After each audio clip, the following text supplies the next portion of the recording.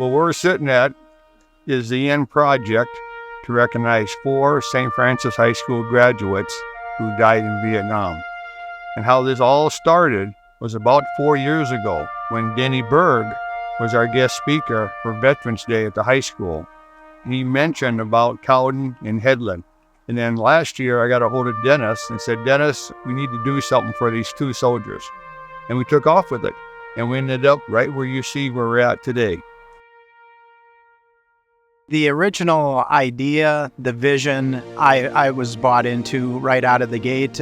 Personally, I'm a veteran, an Army veteran. I believe in recognizing those that have given the ultimate sacrifice for our country. And right out of the gate, it grabbed me by the heart, and I was behind them 100% the whole way. The county came in and grubbed the site. We came in, the site was pretty low, and we wanted at least a 1% fall to the driveway to get the water off. So we knew we had to bring in fill. So the first thing we did was bring in a bunch of fill. And then we dug the hole for the footing, cased that in, form it, poured the footing, and then we poured the rest of the slab. One of the big surprises in the constructing of this thing is how well everything went from start to finish. It just went so smoothly. The project started out basically as a suggestion for a plaque at the high school, and it grew because of the encouragement and support to what you see behind me, which is, something that we all can be proud of. We'd originally known that we had 2 soldiers that were killed in Vietnam from St. Francis High School that had graduated. I was classmates with these 2. They were different years, but I remembered them from high school.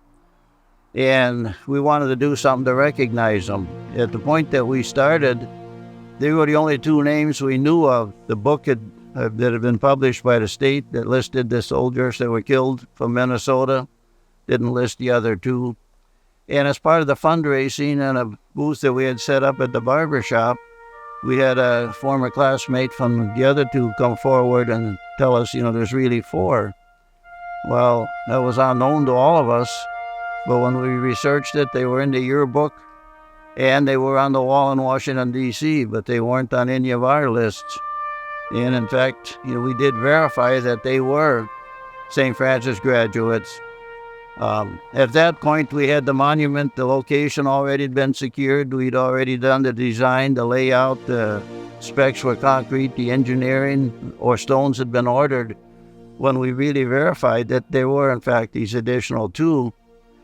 And at the meeting that we had, that we were actually working on the wording for the 2 stones for the individuals we had, it was just like there was an energy in the room for those of us on the committee that we couldn't leave these 2 behind, that we had to, go out and add to the fundraising, which created a problem. The timeline was short to get it done, but we made the decision that day we're going to go with 4 instead of the 2.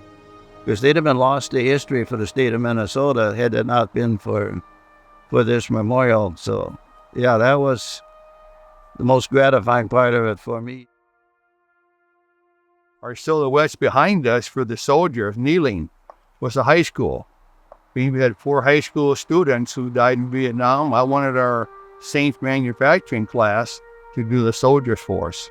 And sure enough, a young sophomore student, she planned out the whole project on the computer, transferred that over to the plasma cutter, did all the work on the computer for that, and they went to work and they cut out our 2 soldiers and our helmet, rifle, and boots. My biggest fear was last May was the rain that we had, because we had a date set for the concrete, rain. Get a date set for the concrete, rain. Denny, or to Brad, how much time do we need to let this concrete, be solid before we put the stones on it? Oh, about 7 days. So you plan ahead. We got the time, and it worked out. It all came together for us. The 3 of us had a lot of ideas, and which way do we go with it? How do we do it? And we sat down in the boardroom, had all the papers laid out, the plans, the ideas, mark here and mark there. We all worked together on it. There really was only one question overall, and that was at the very end. And that's these 2 big benches behind us.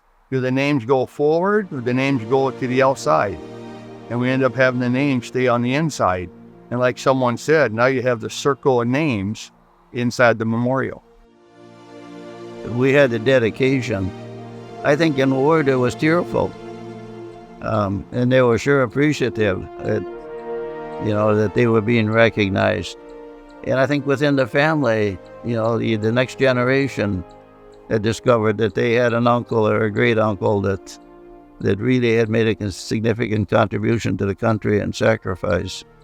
So, yeah, I think for the family is a whole nother chapter of healing, which, for the Vietnam vets in this county, myself included, this is part of our healing. I feel fulfilled. I feel almost like I've been freed. It just made me feel good about my service also, because by them being recognized, I felt that the community isn't doing this just for these four. They're doing it for all of us.